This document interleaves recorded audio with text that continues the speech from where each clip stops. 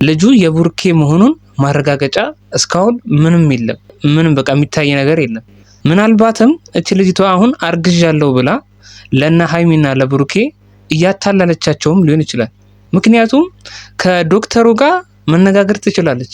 ያያችሁት አልትራሳውንድ በጥቁር የልጁን የሷ ሆድ ውስጥ ያለውን ነገር የሚያሳየው ነገር ስክሪኑ ላይ የሌላ ሰው ቪዲዮ መክፈት ይቻላል። ብሩኬና ሃይሚን ማታለል ይቻላል። ምክንያቱም ስለ ሕክምና ብዙ እውቀቱ ስለሌላቸው ማለት ነው። እና አልትራሳውንዱ ላይ የታየው ልጅ የልጅቷ ሆድ ውስጥ ያለው ልጅ ላይሆን ይችላል። ልጅቷ ከባድ ሴራ የጠነሰሰች ይመስለኛል። ከዶክተሩ ጋር ተስማምታ ሊሆን ይችላል። ለዶክተሩ ገንዘብ ሰጥታውም ሊሆን ይችላል። በአሁኑ ጊዜ ብዙ ነገር ሊፈጠር ይችላል። ቤተሰብ ምንም ነገር ማመን ከባድ ነው። ነገሮችን ጥርት አድርጎ እስካልታዩ ድረስ መወሰን በጣም ከባድ ነው ቤተሰብ። ስለዚህ ሜቢ ልጅቷ እንዳልኳችሁ ለዶክተሩ ብር ሰጥታው ሃይሚና ብሩክን እንዲያታለለላት ተባብሯትም ሊሆን ይችላል እንጂ ብሩኬ ከሃይሚ ውጪ ሌላ ሴት ይመኛል ብዬ ብሩኬን እንጠርጥሬው አላውቅም። ምክንያቱም ለብዙ ጊዜ ብሩኬና ሃይሚን እናውቃቸዋለን አይደለ? ባህሪያቸውን ትላመዳላችሁ ቤተሰብ። የብሩኬንና የሃይሚን ባህሪ በደንብ አድርገን ነው የምናውቀው እኛ ኦዲየንሶች ማለት ነው። ብሩኬ ምን አይነት ጸባይ እንዳለው፣ ብሩኬ ምን እንደሚያስደስተው፣ ምን እንደሚያናድደው ጠንቅቀን እናውቃለን አይደለም እንዴ? እንዲሁም ሃይሚ ምን እንደሚያስደስታት፣ ምን እንደሚያስከፋት በደንብ ጠንቅቀን እናውቃለን። ምክንያቱም እስካሁን ድረስ አብረናቸው ቆይተናል በዩቲዩብ ላይ ማለት ነው ቤተሰብ። ምክንያቱም ከኛ የተደበቀ ህይወት የላቸውም። ሁሉ ነገራቸውን የቀን ተቀን ውሏቸውን በሙሉ ነው በቻሉት አቅም በቪዲዮ ወደኛ እያቀረቡልን የሚገኙት። ስለዚህ ቤተሰብ እኔ ብሩኬ የተረገዘው ልጅ የብሩኬ እንዳልሆነ እርግጠኛ ነኝ። ምክንያቱም በሃይሚ እንደማይደራደር ስለማቅ ማለት ነው።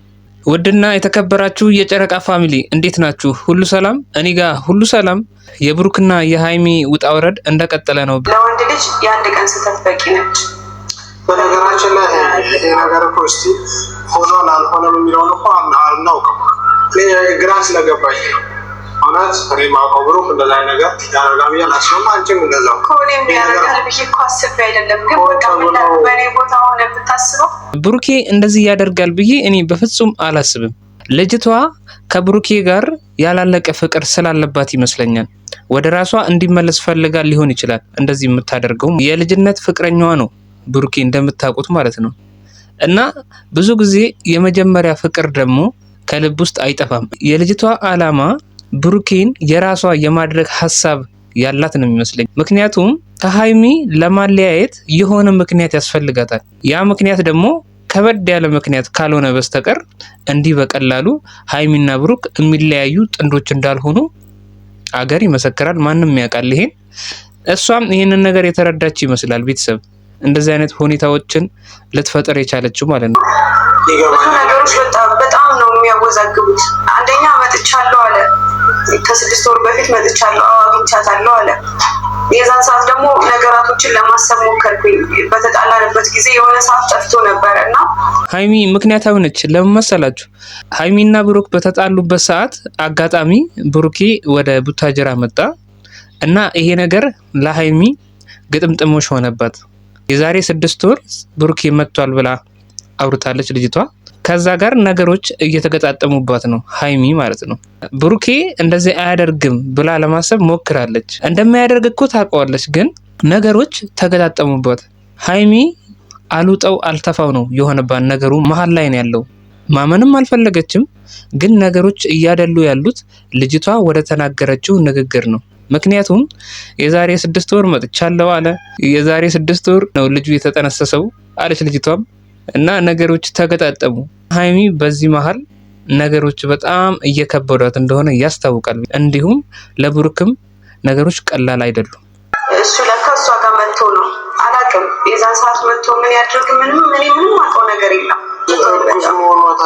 ግዴታ ብሩክ ይሆን አለበት ነው እኔ አላውቅም። እሱን ይፍታህ እዚህ ጋር ልክ ነው ቤተሰብ። ምክንያቱም ልጅቷ ሜቢ ወይ ከሌላ ሰው አርግዛ ሊሆን ይችላል ከብሩኬ ነው ያረገዝኩት እምትለው ማለት ነው። ነገሮቹ ሁሉ ብሩኬ ቡታጅራ መምጣቱ ሁሉ ልጅቷ ደግሞ አገኘኝ ብላ ማሰቧ ምናልባት ነገሩ ግጥምጥሞሽ ሊሆን ቢችልስ እንጂ የልጅቷ ሆድ ውስጥ ያለው ልጅ የብሩኬ አይመስለኝም። ቀኖች በገፉ ቁጥር እውነታውን ማየታችን የማይቀር ነገር ነው።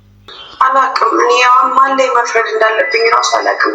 በጣም ነው ግራ የገባኝ። ማለት ራሴ ላይ ልናደድ ወይስ እሱ ላይ ልናደድ አላቅም። ሀይሚ ራሴ ላይ ልናደድ ወይስ ነገሮቹ ላይ ልናደድ እያለች ነው። ምክንያቱም ራሷ ላይ ልትናደድ የፈለገችበት ምክንያት ማመን አልፈለገችም። በራሷ ልትናደድ የፈለገችበት ምክንያት ይሄ ነው። ነገሮቹ ላይ ውሳኔ ለመስጠት ፈልጋለች፣ ግን እነዚህ ውሳኔዎች ግልጽና ጥርት ያሉ ነገሮች አይደሉም። ምንም ግልጽ የሆነ ነገር የለም። ግጥምጥሞች ነው እስካሁን እያየን ያለነው ነገር በሙሉ ማለት ነው። እንግዲህ የዛሬ ቪዲዮ ይህን ይመስላል። በሌላ ቪዲዮ እንገናኛለን። ቻው።